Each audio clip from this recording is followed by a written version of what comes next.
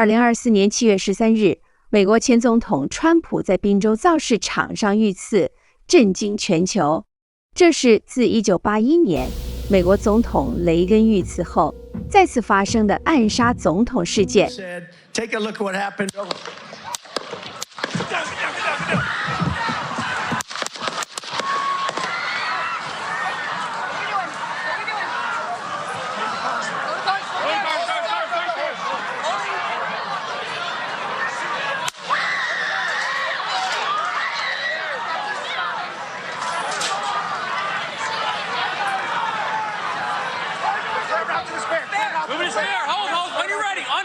Ready?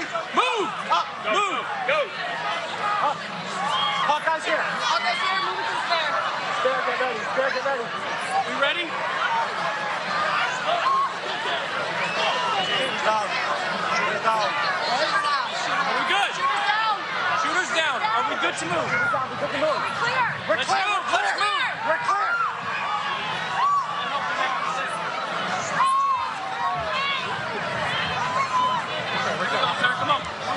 Let me get my shoes. Let me get my shoes. I got you, sir. I got you, sir.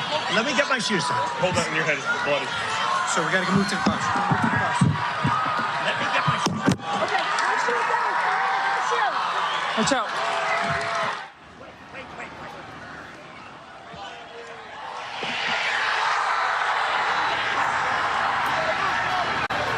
第一时间，股市担心因川普遇刺而造成市场抛售的问题并没有发生。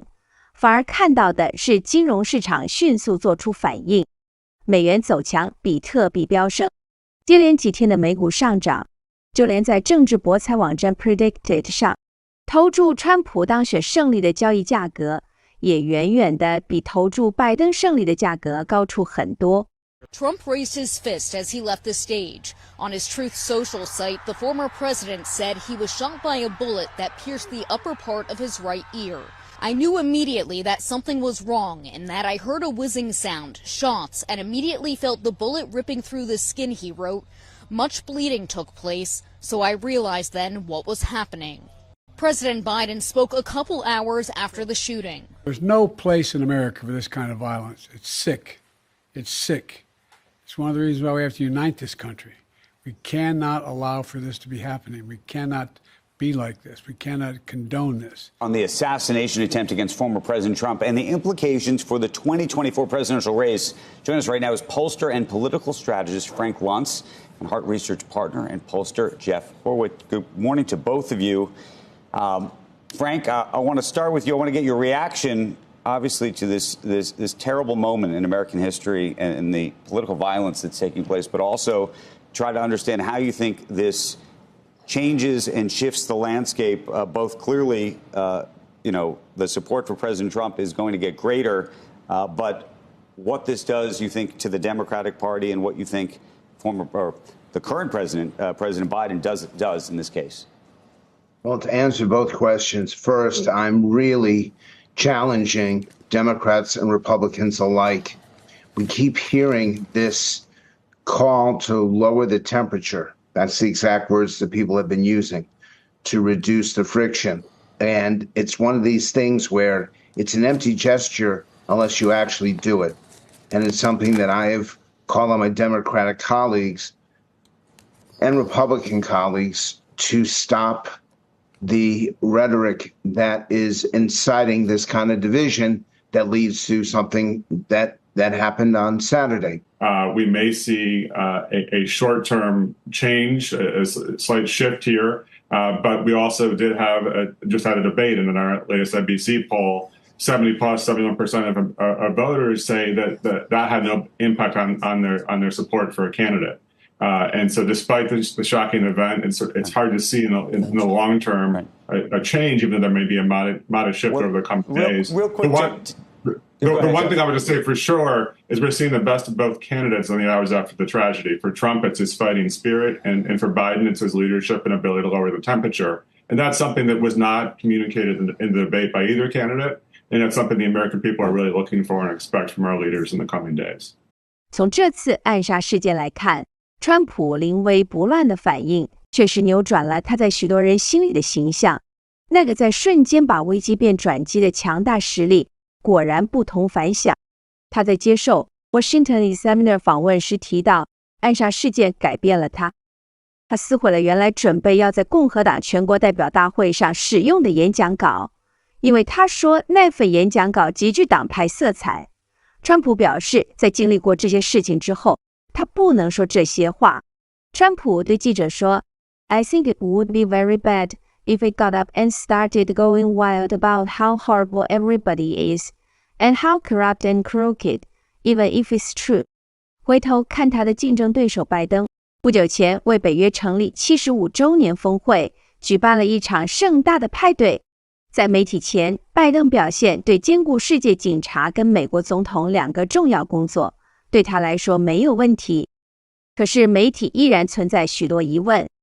Whoever gets elected in the United States in November will either be almost 80 or just over 80, Donald Trump and Joe Biden. Sir Winston Churchill resigned as prime minister at the age of 80 when he realized he was slowing down. And you want to reduce the size of the House of Lords by forcing peers to retire at the age of 80. So 80 might be too old? Well, the House of Lords, you're absolutely right. We want to have this limit that if you're 80 during the course of the Parliament, then you have to retire. That's actually more to do with the size of the House of Lords. Our second chamber is the second biggest chamber in the world. We've got over 800 members. We've got to get the size down. So this age limit is actually more a mechanism for getting the age down. Obviously, in America, it's for the American people to decide who they want to be their president. Has President Biden weathered the storm as you see it?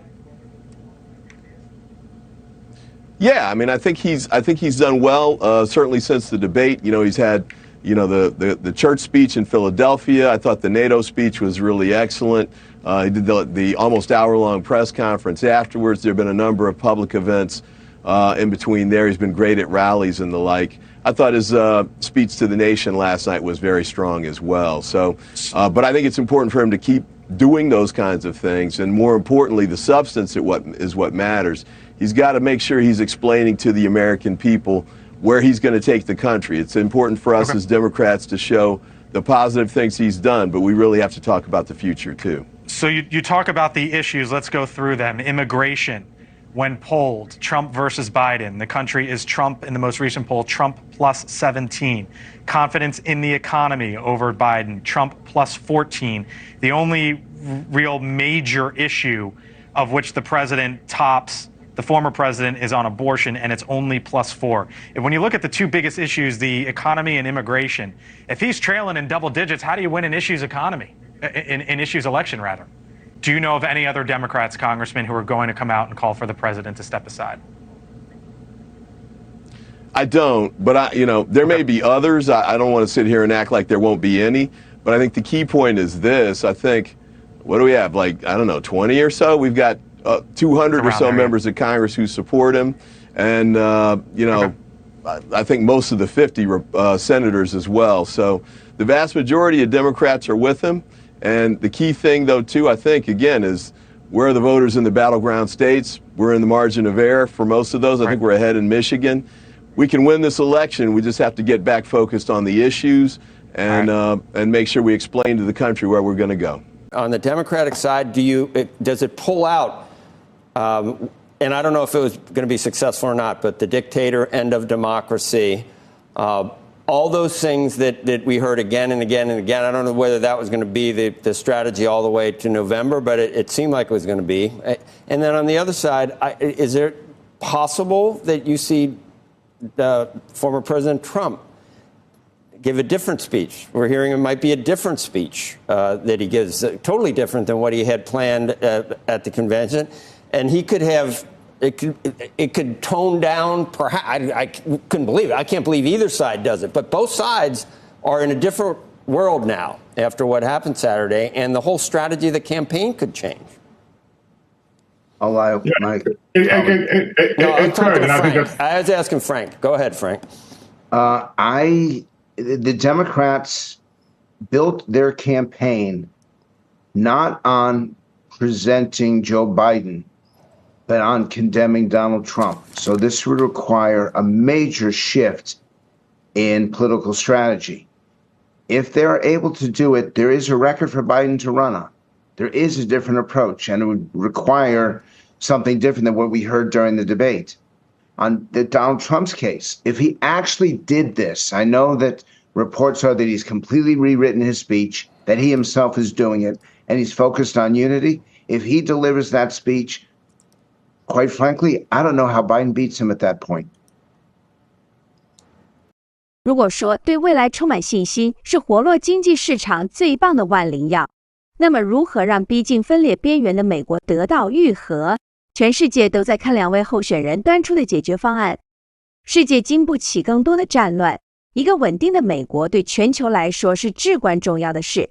就算全球发展走向多极世界是必然的趋势，但是一个新冠疫情就可以让全球经济遭受严重打击。一场俄乌战争就可以让粮食荒危机在世界蔓延。想要守护地球，我们同样需要靠政治人物的聪明睿智与自制力。You yourself said, with less flowery language, a Trump win is not your desired outcome, but you'll make it work. Should we consider that an endorsement of President Biden? I'm a progressive, and we're sister parties with the Democrats. But I've also been really clear that I will work with whoever the American people decide to elect as their president. That's what you would expect, and it is for the American people to decide. They'll decide later this year, and we will approach it on that basis, not least because the special relationship was forged in the most difficult circumstances, has endured for years. I think given the global challenges that we face, it's more important than ever, and therefore, of course, we'll work with whoever is elected in, and it's for the American people to choose, who they think is the right person to be president, and I will fully respect that and work with whoever they choose. It's pretty incredible stuff that's in this article that everyone should read. You can find it on the terminal now and online. The idea on foreign policy is we all get ready to hear Nikki Haley speak this evening, who focused so much of her primary campaign on foreign policy, that Trump suggested to you that the U.S. may not actually have a duty to defend Taiwan, that Taiwan maybe should actually pay the United States for protection. What should we make of that? I thought it was a remarkable moment in the interview. We ended up asking, a lot of economic questions about sanctions against Russia, and we asked about Taiwan sort of as a throwaway question. And he basically came out and said, what has Taiwan done for us? We have been Taiwan's insurance policy for years. They stole our chips business. I'm just not sure it makes sense for us to, keep defending them when China wants them so badly. It was a really remarkable moment.